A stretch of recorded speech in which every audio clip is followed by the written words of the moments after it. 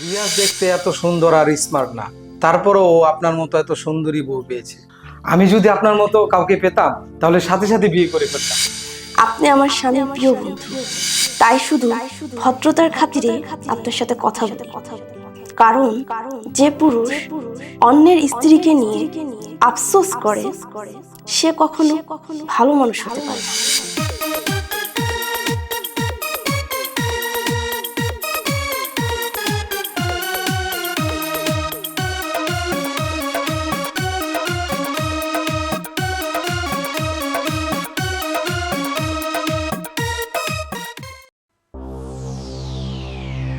আমার বন্ধু তো আসার সময় হয়ে গেল।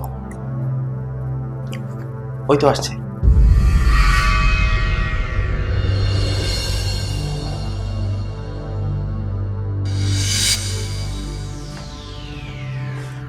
রিয়াজ, আমি এসেছি।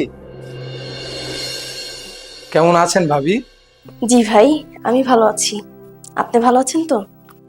আজ সকালেও আমার মনটা খুব খারাপ ছিল, কিন্তু এখন আপনার হাসি দেখে আমার মনটা আবার ভালো হয়ে গেছে।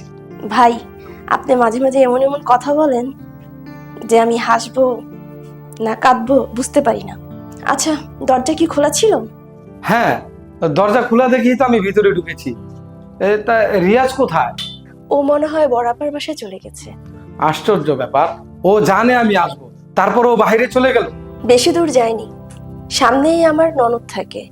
একটু আগে কল দিয়েছিল ওকে যাওয়ার জন্য, কিন্তু আমাকে না বলে চলে যাবে বুঝতে পারিনি। আপনি কোনো টেনশন নিয়েন না, আমি ওকে ফোন দিচ্ছি।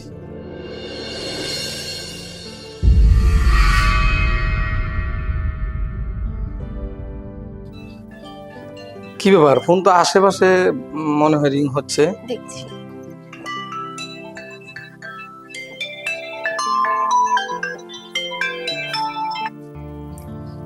ও তো ফোন বাড়িতেই রেখে চলে গেল। ভাই আপনি বসুন, ও কিছুক্ষণের মধ্যেই চলে আসবে। আচ্ছা ভাবি, রিয়াজের এই এলোমেলো আচরণ দেখে আপনার কি বিরক্ত লাগে না? না ভাই, বিরক্ত হব কেন? ও তো সামনে রোডে গিয়েছে, তাই হয়তো ফোন নেওয়ার প্রয়োজন মনে করেনি। আর তাছাড়া ছোটখাটো ভুল ত্রুটি তো মানুষই করে। সত্যি ভাবি, রিয়াজ খুব ভাগ্যবান ছেলে। মাঝে মাঝে ওকে দেখে আমার খুব হিংসে হয়। কেন ভাই? না মানে, রিয়াজ দেখতে এত সুন্দর আর স্মার্ট না, তারপরও ও আপনার মতো এত সুন্দরী বউ পেয়েছে। আমি যদি আপনার মতো কাউকে পেতাম তাহলে সাথে সাথে বিয়ে করে ফেলতাম। আপনি আমার স্বামীর প্রিয় বন্ধু, তাই শুধু ভদ্রতার খাতিরে আপনার সাথে কথা বলি। কারণ যে পুরুষ অন্যের স্ত্রীকে নিয়ে আফসোস করে সে কখনো ভালো মানুষ হতে পারে না। ভাবি কি মনে মনে কিছু ভাবছেন? না ভাই, আপনি বসুন, আপনার জন্য আমি চা নিয়ে আসছি। না ভাবি, আজকে আর কিছু খাবো না, তার চেয়ে বরং আপনি আমার পাশে বসুন। রিয়াজ আসার আগ পর্যন্ত আপনার সঙ্গে মন খুলে গল্প করুন। আচ্ছা ভাবি, একটা সত্যি করে কথা বলবেন? অবশ্যই বলবো, বলুন। আপনি কি রিয়াজের সাথে নিজেকে বেমানান মনে করেন? এ কথা কেন বললেন ভাই? না মানে, আপনি দেখতে এত সুন্দর স্মার্ট আর রিয়াজ দেখতে কালো। আপনারা দুজন যদি কোথাও বের হন তাহলে আশেপাশের লোক হয়তো আপনাদের দেখে অন্যভাবে তাকায়, তখন কি আপনার খারাপ লাগে? দেখুন ভাই, লোকজনের মতামত দিয়ে তো আমার জীবন চলবে না। আমার জীবন চালাবো আমার সিদ্ধান্ত দিয়ে, তাই কে কি ভাবলো তা দিয়ে আমার কিছু যায় আসে না। তা আপনি ঠিকই বলেছেন। রিয়াজকে তো আমি আমার পরিবার দেখে পছন্দ করেছি, তারপর বিয়ে হয়েছে। কিছু মানুষ মানুষের উপরের রূপটা দেখে পছন্দ করে, আর আমি দেখি মানুষের মন মানসিকতা কতটা সুন্দর। তাছাড়া আমার স্বামীর গায়ের রং একটু কালো হলেও তার মনটা খুব সুন্দর। আপনি বসুন, আমার রান্নাঘরে একটু কাজ আছে।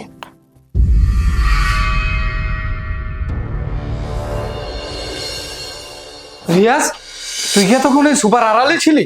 হ্যাঁ, তোকে আসতে দেখে আমি সোফার আড়ালে লুকিয়েছিলাম, কারণ আমি তোর আসল রূপটা দেখতে চেয়েছিলাম, আর আজ দেখেছিও।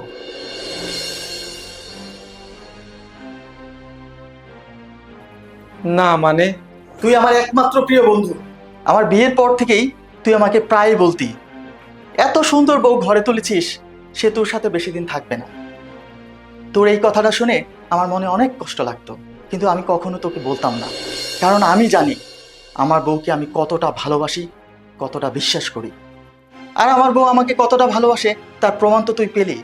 শোন বন্ধু, আজকের পর থেকে তোকে আর আমি কখনো আমার বাসায় আসতে দেব না। তোর সাথে সম্পর্ক আমার বাহিরে।